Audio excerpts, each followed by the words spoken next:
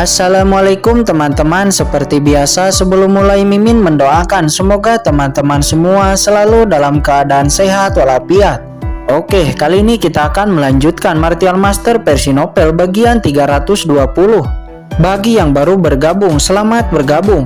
Dan bagi yang belum subscribe, subscribe dulu lah agar Mimin tambah semangat lagi nih bikin videonya. Oke, kalau sudah kita langsung masuk isi ceritanya.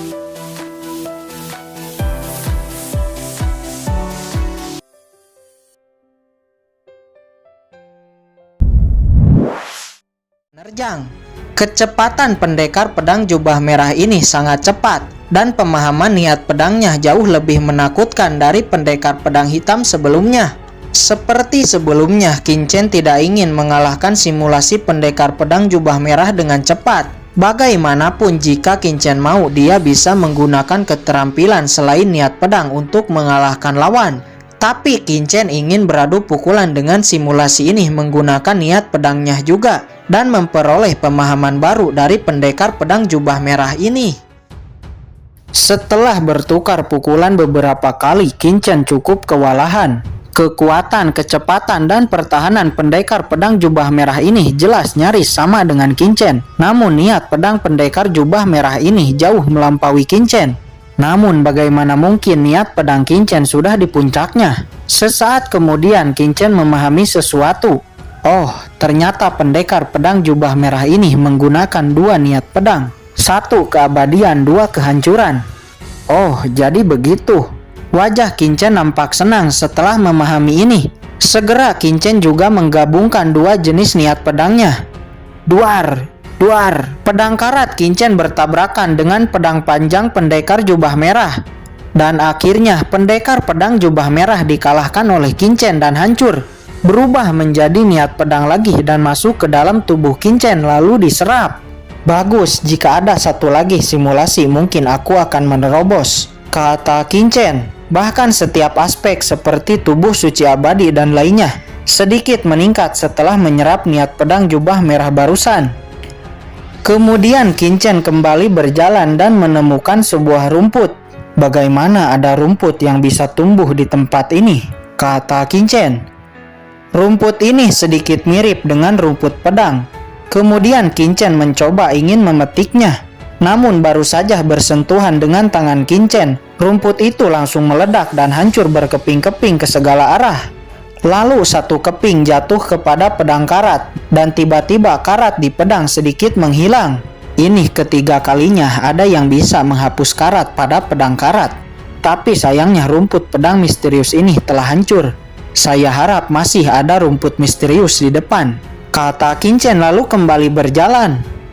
Sesaat berikutnya Qin Chen menemukan rumput pedang misterius lagi. Belajar dari kejadian sebelumnya, kali ini Qin Chen menempelkan pedang karat kepada rumput itu. Dan boom! Seketika karat pada pedang karat banyak menghilang. Dan tiba-tiba pedang karat bergetar keras. Sebuah kekuatan dingin keluar dari pedang karat, melayang dan masuk ke dalam jiwa Qin Chen. Melihat itu, Qin Chen buru-buru mengaktifkan pertahanannya dan melawan kekuatan dingin ini. Namun di saat itu tiba-tiba sebuah sosok berjalan dari kejauhan dan mendekat ke arah Qin Chen. Sosok ini berbaju putih dan memakai penutup wajah. Tidak mungkin tubuh simulasi lagi muncul di saat seperti ini, kata Qin Chen. Saat ini kekuatan dingin terus menyerang jiwa Qin Chen. Namun tubuh simulasi muncul, Qin Chen harus lebih dulu menghancurkannya. Sebuah pedang kuno muncul di tangan sosok berbaju putih. Qin Chen dan orang berbaju putih ini saling menyerang dan saling menebas. Duar! Pedang karat dan pedang kuno bertabrakan. Keduanya berimbang dan keduanya dipaksa mundur. Qin Chen dan sosok berbaju putih ini terus bertarung dan bertukar pukulan, namun keduanya hampir berimbang. Qin Chen terus menghindar, bertahan dan menyerang balik. Kekuatan, kecepatan, dan niat pedang keduanya benar-benar berbeda. Sosok berbaju putih ini adalah orang yang sebelumnya juga telah mengaktifkan pedang dao emas tingkat 101. Orang ini bernama Jiruyu, dia berasal dari keluarga Ji. Keluarga Ji adalah salah satu keluarga terkuat di Wuyu. Bibinya juga adalah seorang pemimpin tertinggi penegak hukum langit utara, yaitu Ji Hongchen. Jika kalian masih ingat, Ji Hongchen ini pernah menampakkan dirinya saat itu berbentuk bayangan ilusi. Saat ini Ji Ruyu juga menganggap Qin Chen sebagai sebuah simulasi. Dan tanpa ragu dia terus melancarkan serangannya. Di sisi lain, Qin Chen juga masih menganggap Ji Ruyu ini sebagai sebuah simulasi. Walaupun Qin Chen sedikit heran mengapa simulasi ini sangat kuat, bahkan membawa pedang yang merupakan artefak kaisar kuno. Namun dikarenakan kekuatan dingin yang keluar dari pedang karat yang saat ini terus menyerang jiwanya, akibatnya Qin Chen tidak bisa memindai dengan kekuatan jiwanya, yang membuat Qin Chen kesulitan untuk membedakan. Di pikirannya, Qin Chen hanya mencoba yang terbaik untuk secepatnya mengalahkan simulasi ini, agar dia bisa dengan cepat menekan kekuatan dingin yang keluar dari pedang karat. Namun setelah bertukar pukulan lagi, Qin Chen berada di posisi terpojok. Pedang kuno Ji Ruyu berhasil menebasnya dan membuat Qin Chen terluka. Walaupun tidak parah karena pertahanan tubuh suci abadi, tapi pedang kuno Ji Ruyu benar-benar menembus tubuh suci abadi Qin Chen. Akhirnya Qin Chen tidak peduli, dia tidak lagi hanya menggunakan niat pedang. Segel hitam besar, konsep artistik ruang, dan Bloodline guntur didesaknya. Menghadapi serangan ini, Ji Ruyu terpojok. Apa, simulasi macam apa ini yang memiliki harta karun dan juga Bloodline guntur?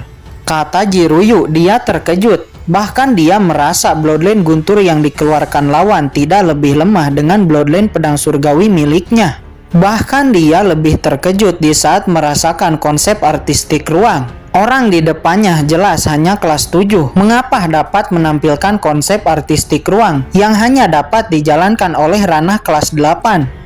Akhirnya Ji Ruyu juga tidak peduli lagi dengan penilaian. Kartu andalannya satu persatu dikeluarkan. Bloodline pedang surgawi juga didesaknya dan menyapu ke arah Qin Chen. Apa? Bloodline pedang surgawi? Ini adalah salah satu Bloodline legendaris. Bagaimana Dao pedang juga bisa menyimulasikannya?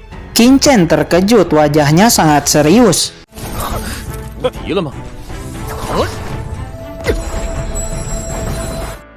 Akhirnya api teratai hijau dirilis Qin Chen dan langsung menyapu ke arah Ji Ruyu.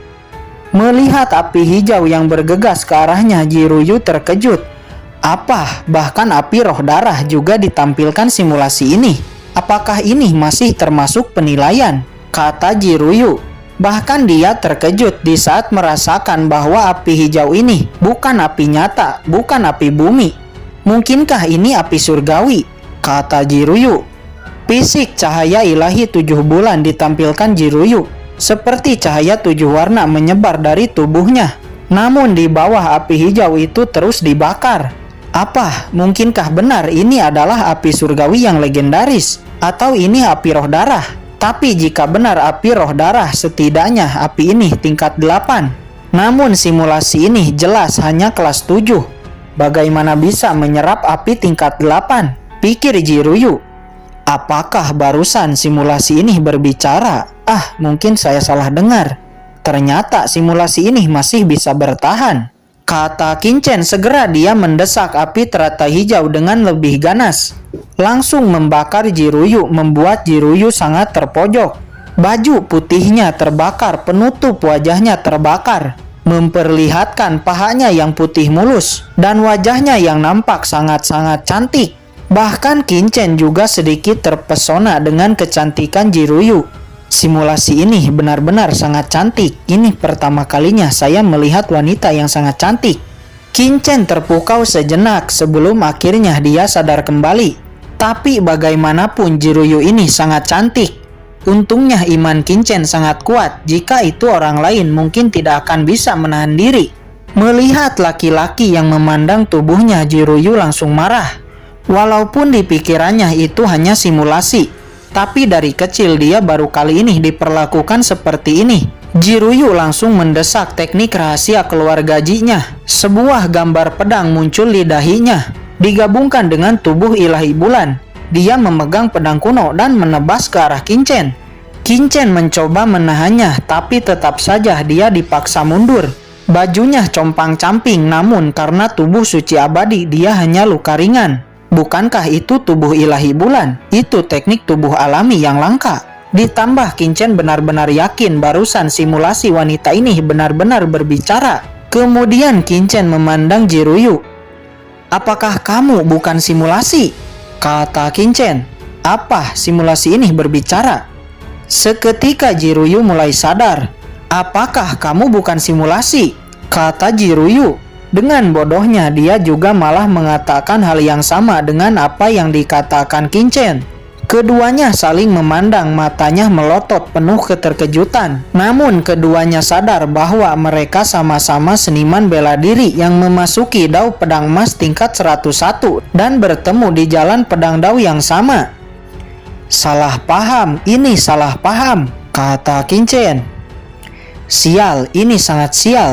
Ternyata saya bertarung lama dengan seniman bela diri lainnya yang sama-sama memasuki dao pedang tertinggi," kata Jiruyu. Wajahnya nampak marah tapi bercampur malu dan menutupi tubuhnya dengan tangannya. Qingchen juga nampak malu. Tubuh Qingchen semuanya juga hampir terlihat, pakaiannya compang-camping. Kemudian Qingchen mengeluarkan satu set baju dari cincin penyimpanannya lalu memakainya. Jiruyu juga melakukan hal yang sama, mengeluarkan satu set baju dari cincin penyimpanannya dan memakainya. "Gadis, ini hanya salah paham. Saya meminta maaf," kata Qingchen. Bagaimanapun Qingchen yang pertama menyerang, jadi dia lebih dulu meminta maaf. Tapi Jiruyu tidak memperdulikannya. Dia malah marah, niat membunuh keluar darinya. Seakan-akan dia ingin membunuh Qingchen dan berkata, Kamu telah menodaiku, aku harus membunuhmu." "Menodaimu?" Qingchen tidak mengerti memang apa yang telah dilakukannya. Sebelumnya Qingchen hanya melihat paha Jiruyu. Namun Qingchen tetap tenang dan berkata, "Gadis, Qin ini hanya bisa meminta maaf. Adapun selebihnya itu terserah kamu. Ini saya memiliki pil pemulihan," kata Qingchen seraya melemparkan pil obat kepada Jiruyu. "Siapa yang butuh pil obat darimu?" kata Jiruyu sambil melemparkan pil itu ke tanah. "Terserah kamu, jika kamu ingin bertarung, Qin ini akan melayanimu," kata Qingchen. Kemudian Qingchen mengabaikan Jiruyu lalu bersila. Bagaimanapun kekuatan dingin dari pedang karat masih menyerang di dalam jiwa Qingchen. Sudah tertunda lama, itu harus cepat diatasi. Orang ini benar-benar tidak berniat untuk meminta maaf, sama sekali tidak tulus, kata Jiruyu. Dia tidak pernah dirugikan seperti ini selama hidupnya. Namun dia juga heran di saat melihat kekuatan dingin yang menyelimuti Qingchen. Dengan kata lain, orang ini barusan bertarung denganku sambil menahan hawa dingin ini. Tapi dia masih mampu menandingiku. Jiruyu terkejut. Jenius macam apa anak ini? Bisakah Langit Utara memiliki jenius seperti itu? Bahkan jika dibandingkan dengan jenius puncak di Wuyu, dia juga termasuk monster. Saat ini Jiruyu sangat marah, namun dia tidak memiliki keyakinan untuk bisa mengalahkan Qingchen. Jika dia benar-benar bertarung, sulit diketahui siapa yang akan mati dan siapa yang akan hidup. Biarkan anak ini lolos dulu. Setelah warisan pedang iblis selesai, Bibi harus mengirim seseorang untuk membunuhnya.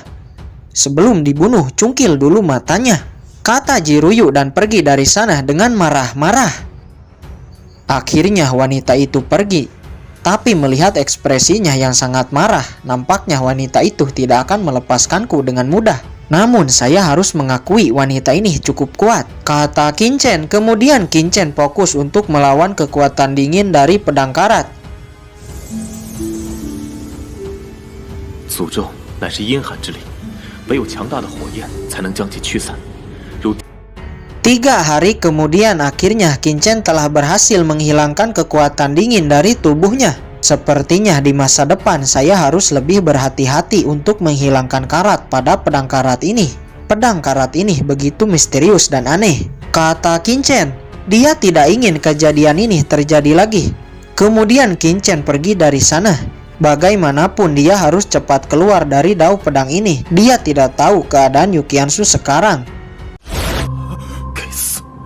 Beberapa saat kemudian Qingchen kembali bertemu dengan simulasi lagi. Kali ini simulasinya berjubah perak. Qingchen dan simulasi pendekar pedang berjubah perak saling menebas dan bertukar pukulan.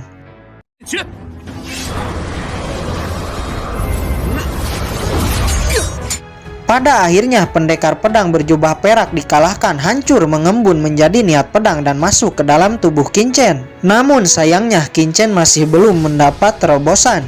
Kemudian Qin-Chen kembali berjalan. Qin-Chen tidak lagi menemukan simulasi, hanya jalan pedang dao emas ini semakin sempit. Akhirnya Qin-Chen sampai di ujung jalan dan keluar dari dao pedang tertinggi ini.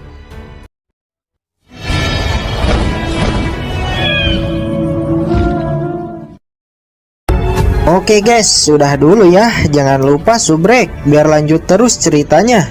Bagi yang sudah subrek, mudah-mudahan dimudahkan rezekinya. Mimin undur diri. See you next and goodbye.